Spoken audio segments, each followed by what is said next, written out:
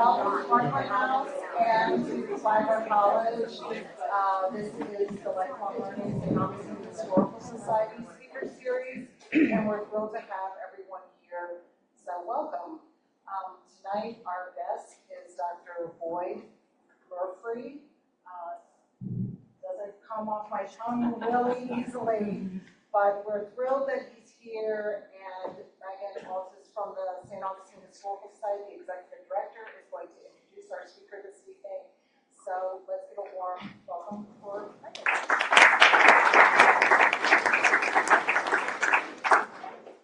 Good evening, everyone. Boyd Murphree is a political papers archivist at the University of Florida. He's a former archivist with the State Archives of Florida, and he holds a PhD in history from Florida State University. Among his publications are The Governors of Florida, A History of Florida Governors, from Andrew Jackson to Rick Scott, and an account of another revolutionary figure imprisoned in St. Augustine, Milton's Odyssey, the revolutionary and post-revolutionary service of Georgia's John Milton. Let's all give a round of applause to Mr. Boyd.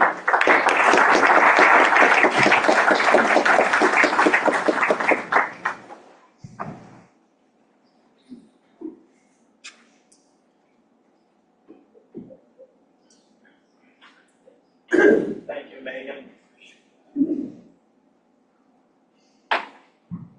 And thank all of you for being here tonight. This is a great turnout. I've been to Flagler before. The last time I was here was in May for the Society of Florida Archivists Conference.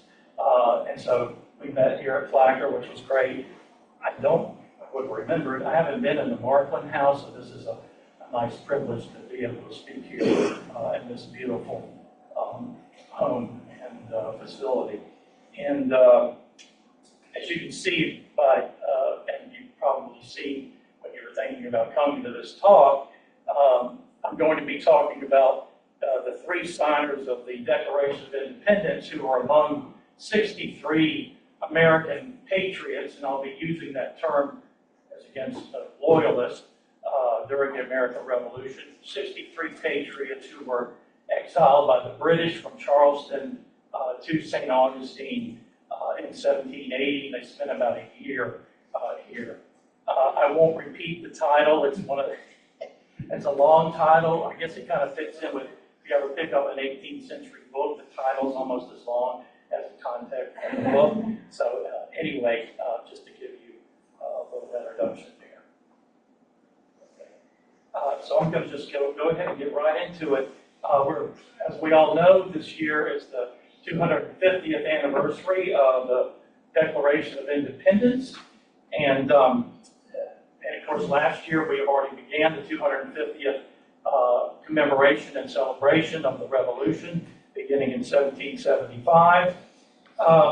And if you look at this picture, which is a famous, you've all seen it, I'm sure, famous painting by John Trumbull, the Declaration of Independence, and it's hanging there in the Capitol Rotunda in Washington. And I know the first time I visited D.C. was with my parents. I was probably 12 years old, and I'm sure I saw this picture there in the Rotunda along with all these other historical pieces of art there. And I probably thought, and I'm sure for a long time after that, that this actually was a depiction of the signing of the Declaration of Independence. So I know some people say, history is boring with dates and all of that. Well, I am going to bore you with a couple of dates because it is important for the story I'm trying to tell. So July 4th, 1776, as we know, that's the date which we're all commemorating. On that day is when the Congress, the Second Continental Congress, which was the Congress that was there for the rest of the Revolution, approved the draft that was presented by Thomas Jefferson and Franklin and others on the drafting committee, not the day that it was signed. On July 6th, a couple days before that, the Congress voted on independence, and John Adams and many other founding fathers who were there, were saying, July 2nd, that should be Independence Day, but it's July 4th when the draft committee presented that formal document. And then it was debated for a couple of days. It was debated between the 2nd and the 4th. And then it wasn't until August 2nd that we had most people signing the Declaration. So a lot of people may not know that. And as we know, I'm focusing on the South Carolinians who were exiled here in St. Augustine. And there are 3 of them, but there were 4 South Carolinians who signed the Declaration of Independence. I know it's hard to see their signatures here, but outlined in that little box. And these 4 men, and these are, zeroing in on some of the details from the painting I just showed you. So the 4 men that we're talking about are Thomas Lynch Jr., who is depicted down here on the lower left between these 2 gentlemen there. He is not one of the men who were exiled to St. Augustine. Arthur Middleton, he's up there in the top left, kind of looking down, and the man that's looking up at him is Thomas Heyward Jr. And then finally, Edward Rutledge is over here on the right, the very right up here on this top right box. And so it is Arthur Middleton, Thomas Heyward Jr., and Edward Rutledge, who are the 3 signers who will be exiled in St. Augustine in 1780.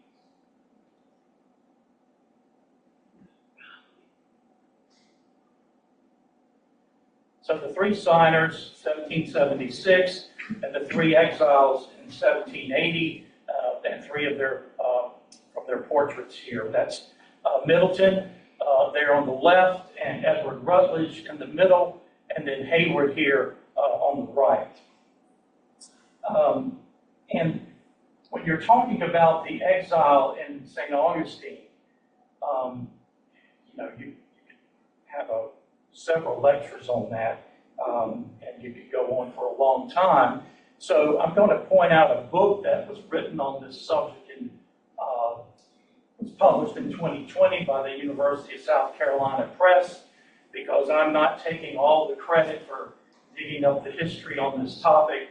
The topic has been researched before, and I'm just giving you some of the highlights. I'm really focusing on these 3 individuals, although obviously I'll be talking about their exile here. But here's the Bible, if you will, of that event by McCready and Bragg, Patriots in Exile, Charleston Rebels in St. Augustine during the American Revolution.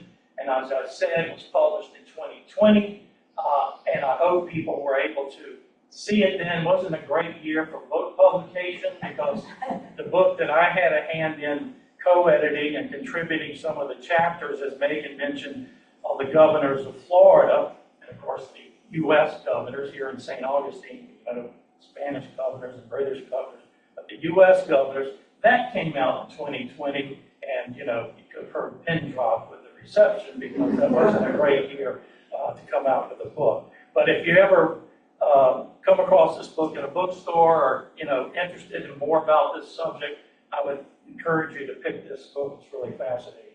Pick it up.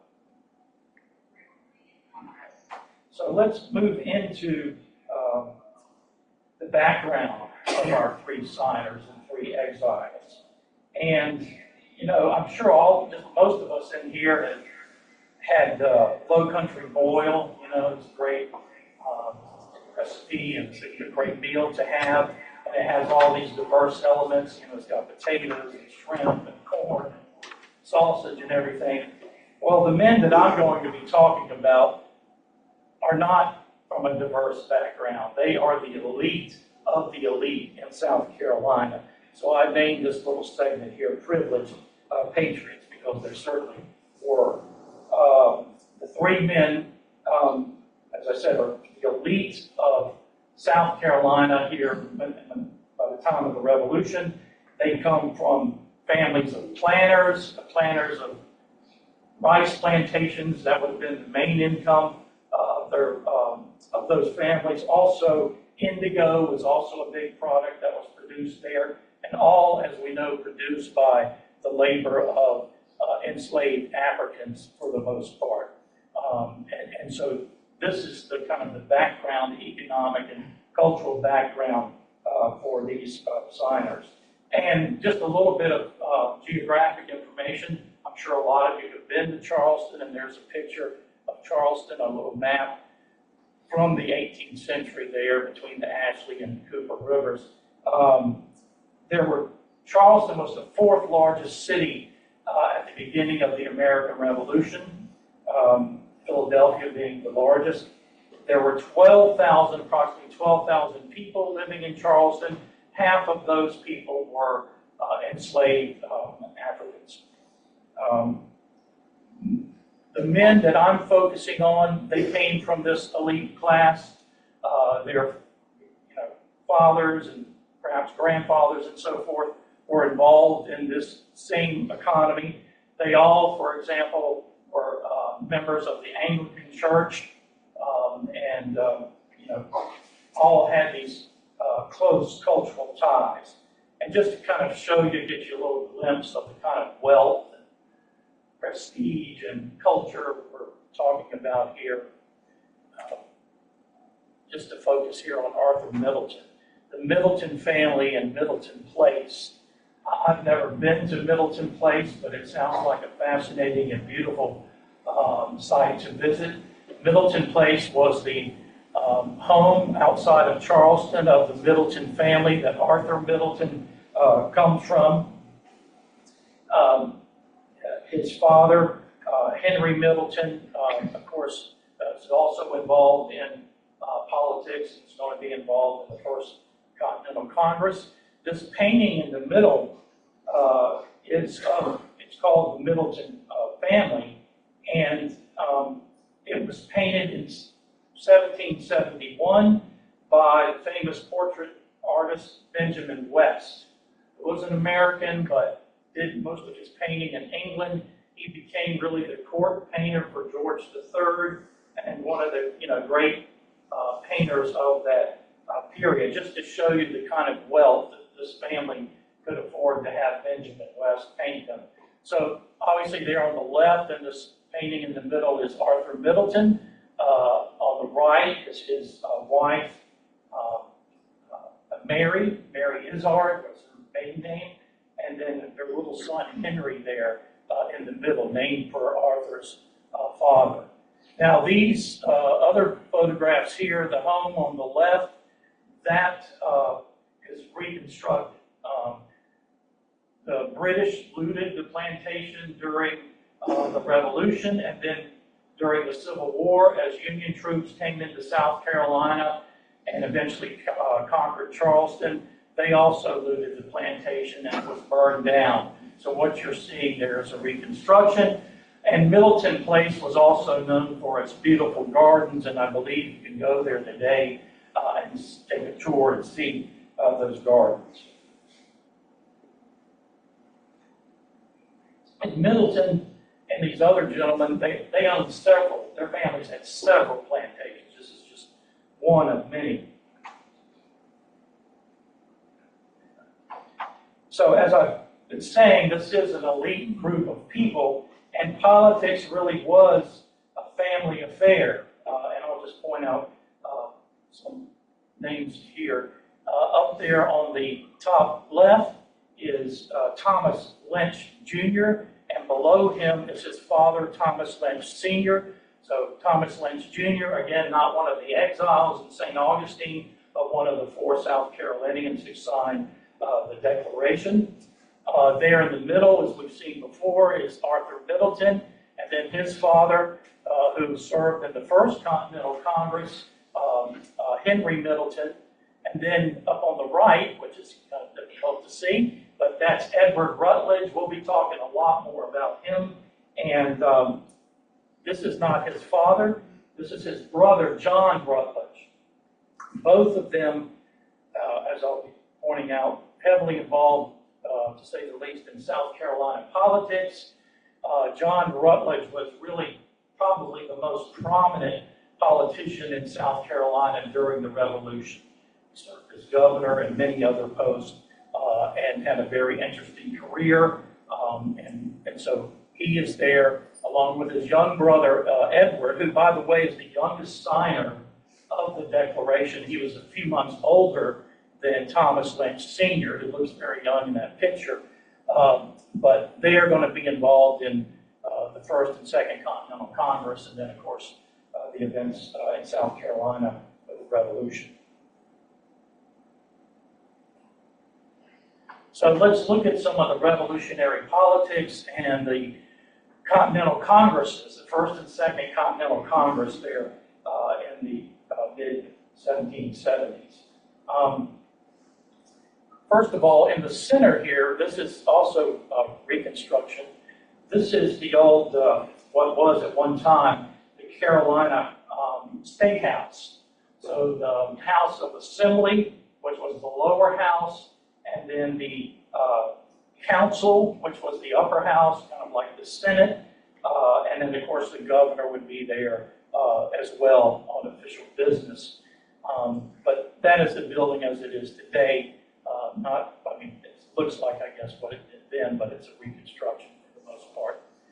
And then these two pictures, the one on the left depicts men praying at the beginning of the First Continental Congress, which was in 1774, September and October of 1774. And then over here is a depiction of the Second Continental Congress, which begins in May of 1775. And again, we think of First and Second Continental Congress. When's the third one? Well, the second one really is the Congress for the rest of the Revolution. So let's look a little bit at those two Congresses. The first Congress, as I said, in the fall of 1774 in Philadelphia, as the second one will be there as well. It was called as a result of the British imposition of the coercive acts, or what the rebels or patriots called the intolerable acts, after the Boston Tea Party and the rebellion spirit in Massachusetts. The British clamped down, and so as a result of what the British passed in these coercive acts, the colonies got together in Philadelphia to try to, how are we going to confront this? All of the colonies together. And all of the colonies were represented there except for Georgia at the First Continental Congress. And in the First Continental Congress, I'll just name the men from South Carolina who represented that colony, since we're focusing on that colony. Christopher Gadsden, who was, many of you know, he might be the most famous exile of all the South Carolinians, because he was a hardcore revolutionary and refused to back down to the British, and ended up being thrown into Fort St. Mark's, the Castillo, for his period in St. Augustine. But the Gadsden flag, for example, that we're familiar with, Christopher Gadsden was one of the people at the First Congress. Henry Middleton, the father of Arthur Middleton. Thomas Lynch Sr., not Jr. yet, he was there, and then John and Edward Rutledge. At the Second Congress in May of 1775, which is called, and then this is wake of Lexington and Concord in April of 1775, so fighting now has broken out. Henry Middleton left, he didn't serve, he left the Second Continental Congress and was replaced by Arthur, his son. Thomas Heyward Jr. replaced his father, not Thomas Heyward Jr. Thomas Lynch Jr. replaced his father, Thomas Lynch Sr., who had a stroke and couldn't carry on, so his son replaced him.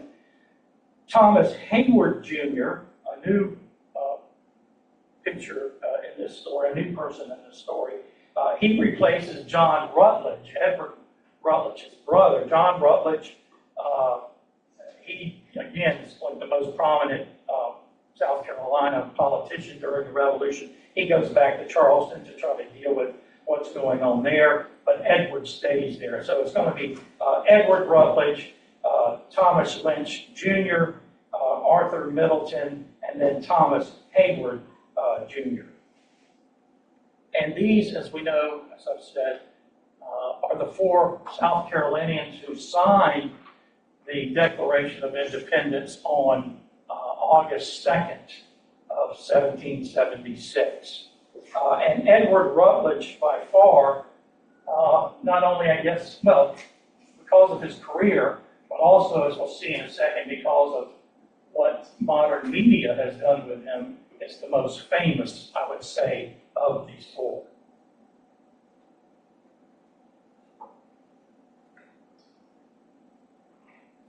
So, Edward Rutledge, A Star is Born. I'm named this. I'm dating myself, but many people in here probably have seen this, maybe on stage or on film. In 1969, there was a great Broadway production that came out called 1776 about the Founding Fathers and the creation of the Declaration of Independence. It was a musical, and there was a film version that came out in 1972. It's very entertaining.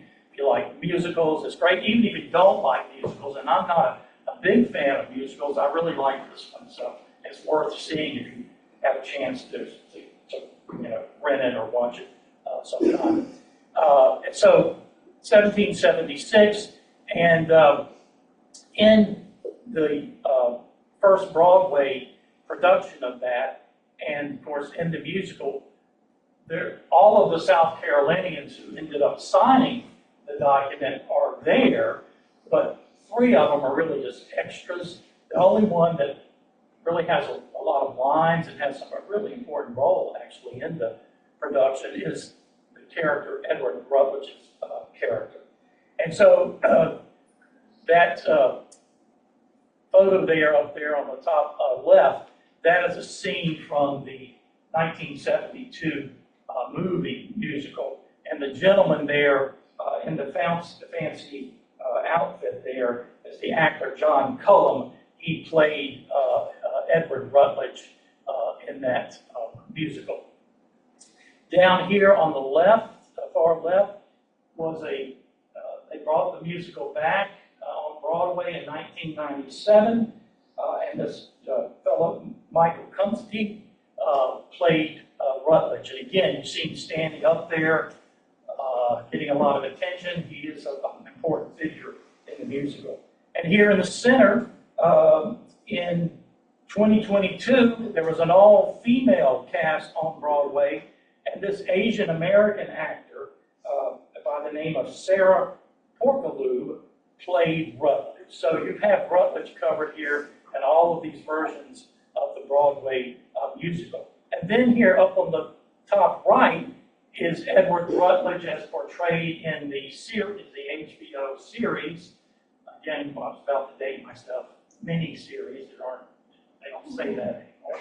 But the series, John Adams, of course, David McCullough's book on Adams came out in the early 2000s, and then HBO did a series, a really entertaining series about John Adams. And this young actor played Edward Rutledge, Clancy O'Connor. And as I said, he has a very prominent role in this. In fact, the top musical number, the most serious one, and the one that really gets your attention, was called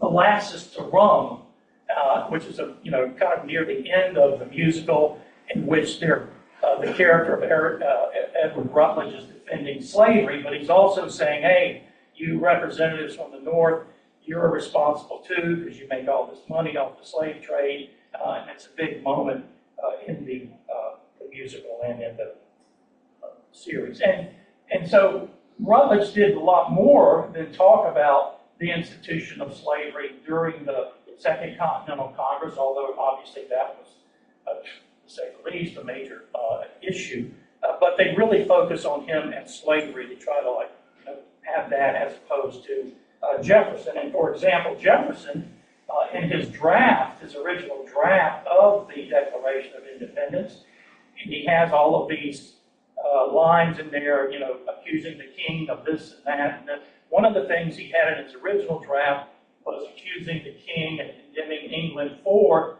the overseas slave trade and saying, you know, you started that trade, we're stuck with it, and we are condemning, you know, condemning before that. Of course, that was not in the Declaration of Independence that these guys signed, and we don't really know all the details about why it was not in there, although Jefferson said later that it was due to the South Carolinians and also the Georgians there in the Deep South, that part of his draft was not kept in the final version.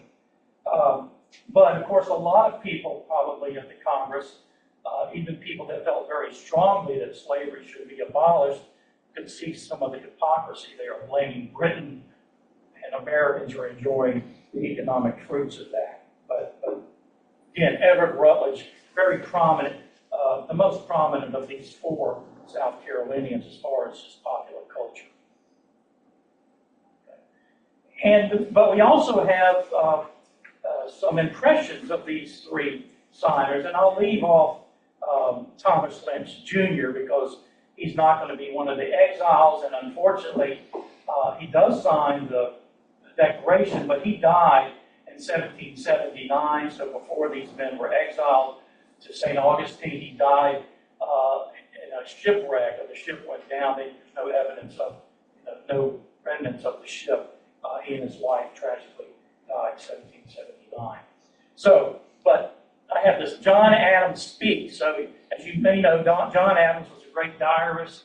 He also had his autobiography, and he wrote down some of his impressions about these three gentlemen. And if you'll just bear with me for a minute, I'll give you some quote from him. So, Thomas Heyward Jr., quote, Thomas Heyward, and he has it spelled Heyward, H-E-Y-W-O-O-D, even though it's spelled H-E-Y-W-A-R-D, because the southern accent sounds like Heyward, Heyward. And he says, Thomas Heyward Jr., Esquire, a new member from South Carolina. On him we could always depend for sound measures, though he seldom spoke in public.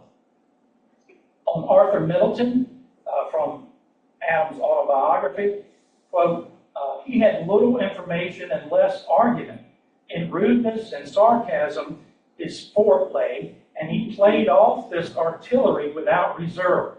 I made it a rule to return him a Roland for every Oliver, I have to look that up, blow for blow, tit for tat, so that he never got, and I never lost, anything from these encounters. We soon parted never to see each other more. I believe without a spark of malice on either side, for he was an honest and generous fellow of all his zeal in this cause. So two pretty positive impressions that Adams here has of Middleton and Heyward. Not so much for Edward Rutledge. And again, Rutledge is very young. He's 25 at the First Continental Congress, and that's when Adams is writing down his impressions. Young Ned Rutledge is a perfect Bob Lincoln.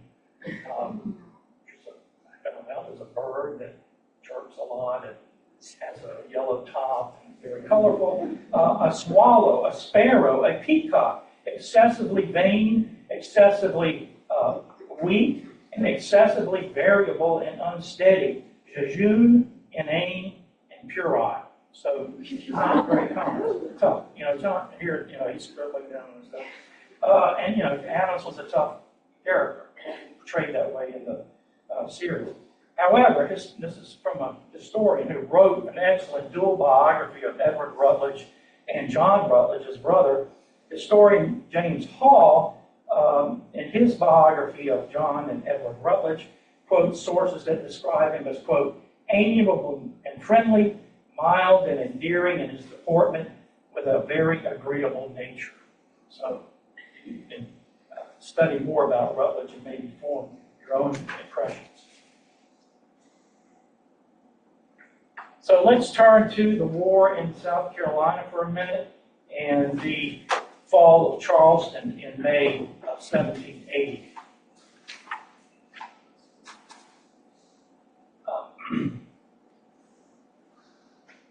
Of course, many of you may have seen the Ken Burns documentary, The American Revolution, and it does a good job of showing not just the war in the north, which so many of us grew up on, Bunker Hill and Valley Forge and all of those very important events, the crossing of the Delaware, but focuses a lot in the latter two episodes of that series on the war in the South and in South Carolina in particular, where there were more actual military engagements than in any other colony. So there in the late 1770s and into the early 1780s. And in June of 1776, so right before the Declaration of Independence is presented, the British were attacking South Carolina. They made their first foray into South Carolina. That month, General Henry Clinton tried to storm Sullivan's Island, but he and his forces were defeated. But that was the first attempt, so military action going back to 1776 in that colony. And as far as our three signers, what was their military service during the war? Well, Thomas Heyward Jr. And Edward Rutledge, they had, of course, left the Second Continental Congress, and they went back to serve in the South Carolina militia during the war. And in February of 1779, as you have another British incursion into South Carolina, they were there at the Battle of Beaufort, South Carolina, or what is also known as the Battle of Port Royal Island, and Heyward was wounded there, but by all accounts, they fought bravely, and they also fought in the siege lines against the British when the British began to besiege Charleston in April of 1780. So in December of 1778, the British captured Savannah, and then in February of 1780, they were in Savannah, they take over Georgia, and then they decide to focus on the South because they'd stymied up north. And so in 1780, they're adopting this Southern strategy under Clinton, who's the main British commander in North America. But of course, General Cornwallis, under Clinton, he will be leading the troops in the field in South Carolina. And so February of 1780, they launched this new attack, and by April 1st, they are besieging Charleston. And that siege will go on from April 1st to May 12th of 1780. And this, at the conclusion of this siege, which is a British victory, of course, American surrender, and this is the largest American defeat of the American Revolution. General Benjamin Lincoln, who led the Americans there, he lays down his sword, and about 5,000 American soldiers are taken prisoner. So as a result of that disaster at Charleston, the British occupied the city. And so let's look a little bit at the British occupation that leads to the exile of the 63 men to St. Augustine. So they take Charleston in May of 1780. Clinton is the general, but he goes back to New York, and he leaves the military campaign to Cornwallis. But before he left, he issued a proclamation, and he knew that there were hardcore patriots there in South Carolina. And the British kind of made a study of the people there. Some people who would just, were loyalists. They were obviously going to come over to the British. Some people in the middle who go either way. And then this third group who were hardcore, again, the British are occupying us, but we don't like it, and, we're going to do what we can to resist it. And so in this proclamation in June of 1780, basically the British are drawing a line here, and they're saying, you're either going to be loyal or you're going to be one of these people who's still resisting us. And if you choose to still resist us, even in your heart and in your mind, there are going to be consequences for that. And so they basically started to restrict their movement. You could not leave the city. You could not engage in certain businesses. And so, some very tough restrictions there. This document here on the left is from a British newspaper in Charleston at the time, and it's talking about the expropriation of property from many of these patriots. in August of 1780, we have another important military engagement, the Battle of Camden. And this is another big disaster for the Americans on August 16, 1780. And as a result of that battle, the British captured baggage, carts and everything. And the British said that they captured letters from some of these patriots in Charleston who still are resisting the British in their heart to the Americans in the field, conversing about what's going on, and they're not supposed to be doing that. So as a result of that, it's kind of been building. In August, after the Battle of Camden, you have the first arrest of the group of men who are going to be sent to South Carolina. So 36 individuals are arrested in that first group, and they include Edward Rutledge, and they also include Thomas Heyward. Middleton comes later in November. August 27th, the first group, August 30th, the second, and then November of 1780, the third, and eventually 63 men will be sent from Charleston to St. Augustine. Now they're not alone. It's not just these 63 men. Remember, most of these men are very wealthy, although they've lost quite a bit of wealth during the war, but they all are able to bring servants with them. The British allowed that, since servants means slaves that they had or they procured. So they have 63 plus servants with them in St. Augustine. And this picture down here at the center, just kind of a depiction of the British occupation.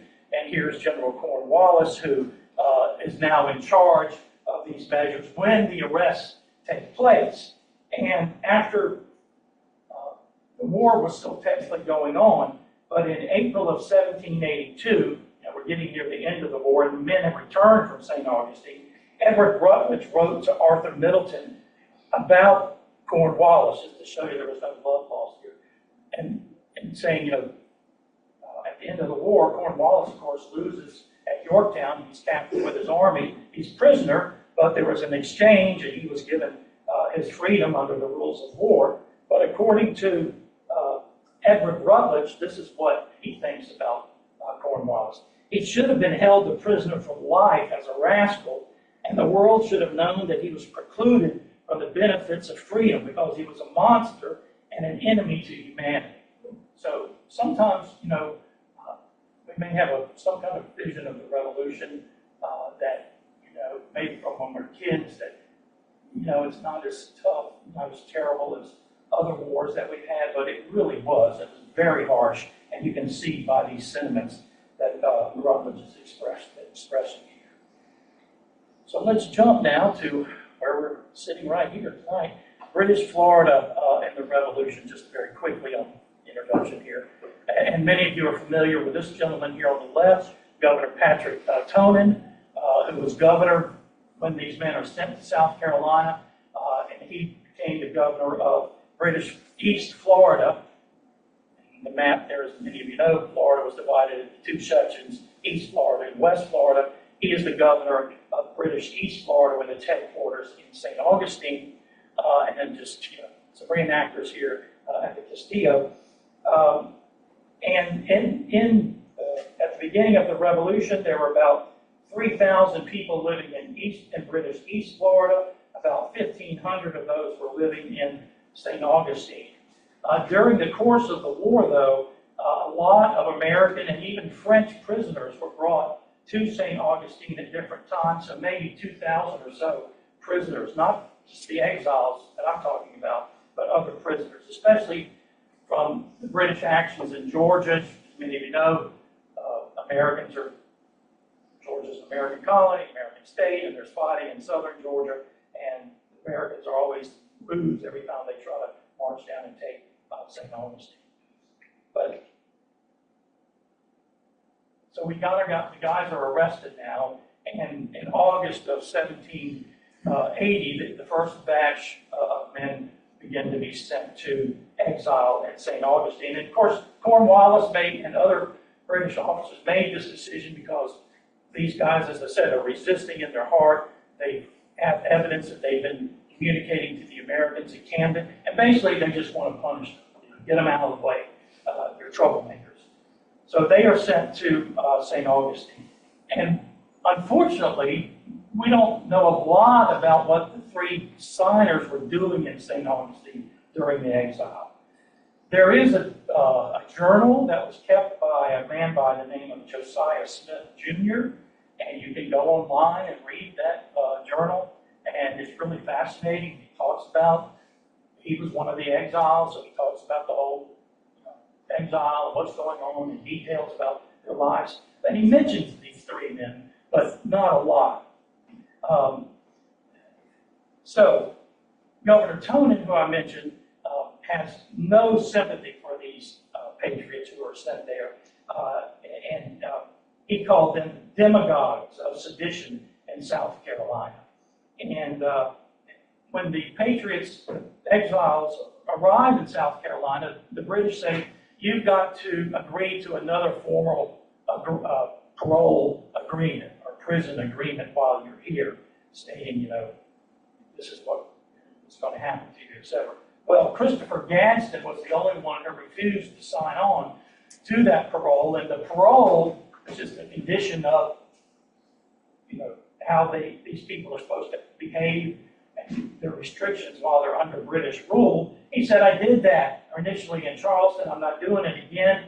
He just wasn't going to give in to the British. So as I said, Gadsden is removed from all these other guys. He's sent to the Castillo, and he spends his time there in solitary confinement for the most part. But he was pretty old when he was there, when he survives it, and it's a great hero at the end.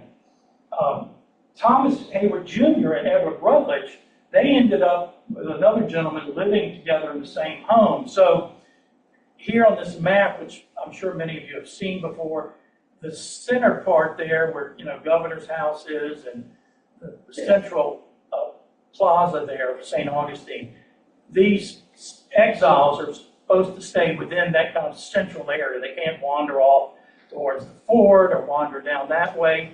And of course, even if they got out of the city, where are they going to go? I mean, out in the swamps, they're homeless, so they're not going to swim. But they are confined to that area.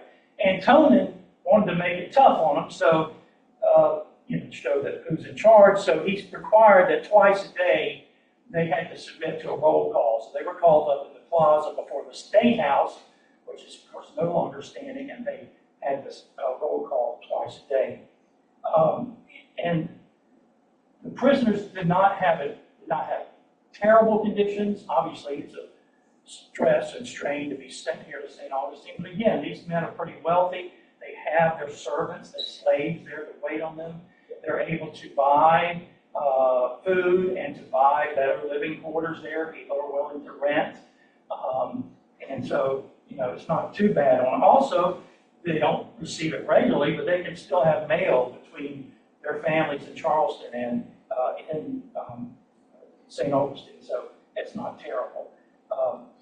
But, of course, terrible things are going on during the war, and terrible things happen to families. And, of course, as these men were sent to St. Augustine, their families are still back under British occupation in Charleston.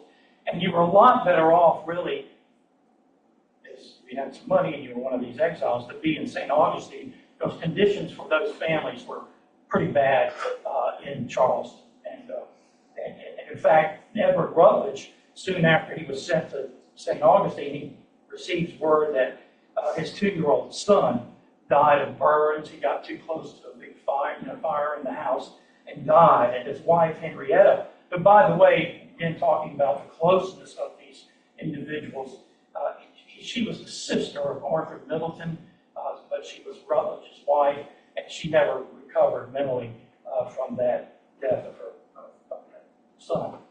So, tough times, to say the least, are still happening as they're here in St. Augustine.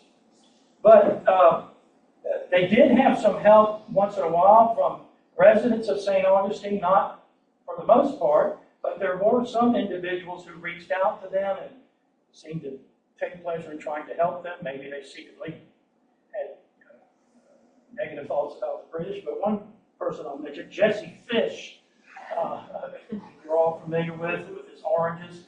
He supplied oranges to these men, and of course, a real character, and got to know a lot of these guys. And another kind of humorous thing, in July of 1781, as these men are preparing to go to be freed, as I'll talk about in just a second here, and this may be apocryphal, we're just not sure, but there are accounts saying that on the 4th of July, 1781, the exiles celebrated that here in secret or whatever in St. Augustine, and Thomas Heyward Jr. wrote a song called God Save the 13 States to the tune of God Save the King. I'm not sure if he did that or not, but there are accounts that say that he did. I kind of like to think that he did.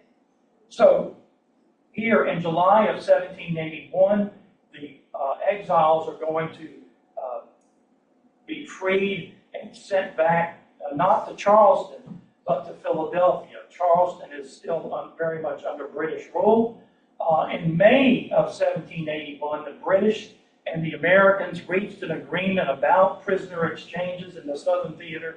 They hadn't reached that before, so that's why some of these guys aren't released before the summer. But in July of 1781, they start to come back from St. Augustine and go up to Philadelphia. Their families, as I said, had it much worse. They are thrown out of Charleston, and they have to go up and make their way to Philadelphia or wherever to be with their families, property expropriated, etc. So eventually, though, they are reunited with their families, and as we know, the revolution after Yorktown in 1781 comes to an end in 1783.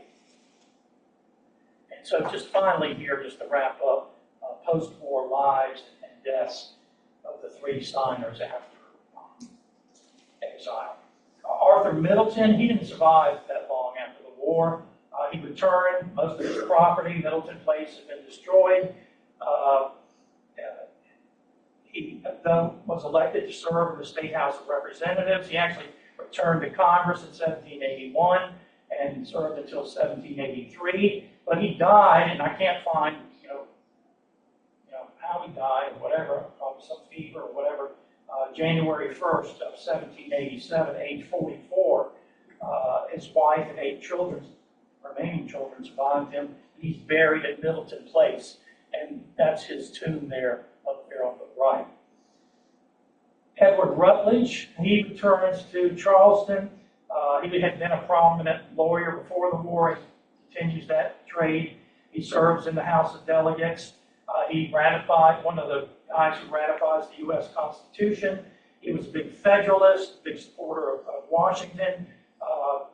Washington wanted him to serve on the Supreme Court as an Associate Justice, but he turned it down because he's focusing on South Carolina. His brother John, however, remember, he was very prominent as governor during the war, really had a lot to do with a lot of the resistance against the British. He was actually nominated by Washington to serve on the Supreme Court, but the Senate turns down that nomination. So John Rutledge was older. He actually outlived his brother by a little bit. On January 24th, 1800, at age 50, Edward Rutledge dies of a stroke, and he is buried at St. Philip's Episcopal Church graveyard in Charleston, and that's on top of his grave there, the inscription up there on the left. And finally, Thomas Heyward Jr. After the war, he remained in active civic affairs in Charleston. He was a judge. He was on the city council. He was a member of board of trustees of the College of Charleston, delegate, ratified the Constitution. But he dies at age 63, so he outlives the others. April 17, 1809. And he's buried on, that family was extremely wealthy, had many plantations. He's buried at Old House Plantation Family Cemetery in Beaufort, South Carolina. But among his descendants, this is interesting, is a gentleman by the name of Thomas Miller, who was one of his grandsons, descended from Heyward and one of Heyward's slaves. They had a child, and then eventually Miller comes out of that line there. He actually served in Congress for a few months, but the election was contested, as you can imagine, in Jim Crow, South Carolina in the 1890s. But nevertheless, very interesting story. And then a great-great-grandson of Heyward. DuBose Heyward wrote the novel Torby in the 1920s that became the basis for the play, and then the George Gershwin opera, and then, of course, later there's a film of that in the 1950s. So, kind of really interesting descendant line there from Heyward. But that is what I have about these three signers and their exile in South Carolina. And I really appreciate your having me here and your attention tonight. And if we have any time, I'll be glad to try to answer some questions. Thank you.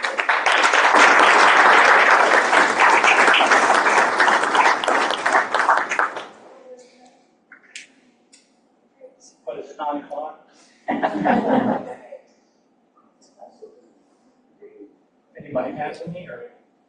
Are the houses where they stayed in St. Augustine still in existence?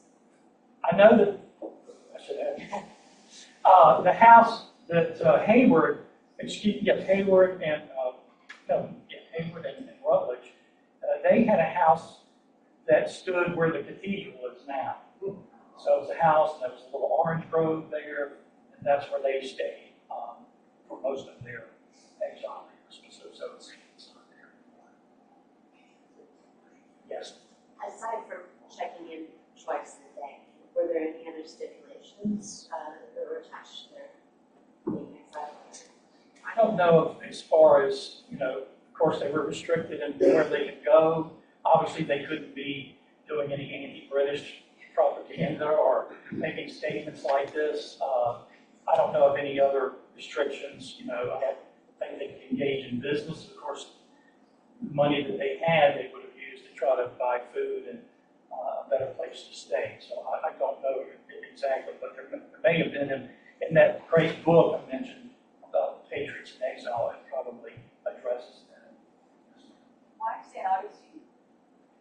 Well, because St. Augustine, the British Florida and British East Florida remained totally loyal to England during the Revolution. It was a colony, some people say the 14th colony, and it was loyal, and so that was the closest place, really, that was outside of the main theater of the war, away from main fighting and stuff. These guys are taken out of Charleston, but in the rest of South Carolina, the British are chasing American soldiers, American troops, and militia all around. There's intense fighting going on. They don't want a chance of these guys falling back into the hands of the Patriot Army, so they are sent to St. Augustine, which was a British military garrison town. It was a good place to secure them, and that's why they're sent there. As far as So Gadsden really gets the brunt of the worst treatment. Gadsden. Gadsden got what were the other POWs? Were they kept in the fort as well? No, they all are living in that central area in renting a room, renting a home. A lot of them stayed in the same house right there, so they're not kept in the fort. Only Gadsden that I know of was kept there. So they're able to live, kind of normal lives there, daily lives in St. Augustine. But Fort Gadsden is the one home now. Yes, ma'am. It's not a question, but Edward Springfield became the first Episcopal bishop of Florida. Bishop Rutledge. Yes, in Tallahassee. Yeah. No, well, right into Excuse me, here. He was in St. Augustine, but yes, okay, but during the Civil War, he was bishop. That's right. That's right. What about that? Yeah, thank you very much.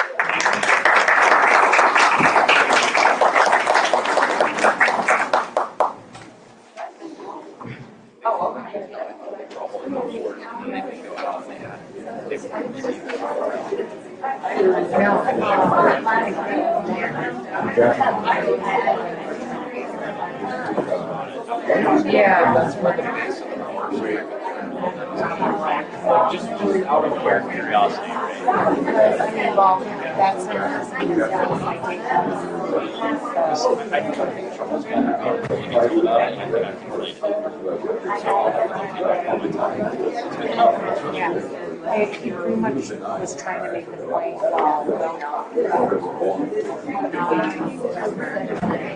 So it sounds like that's part of and everybody else was like, give me my plum pudding.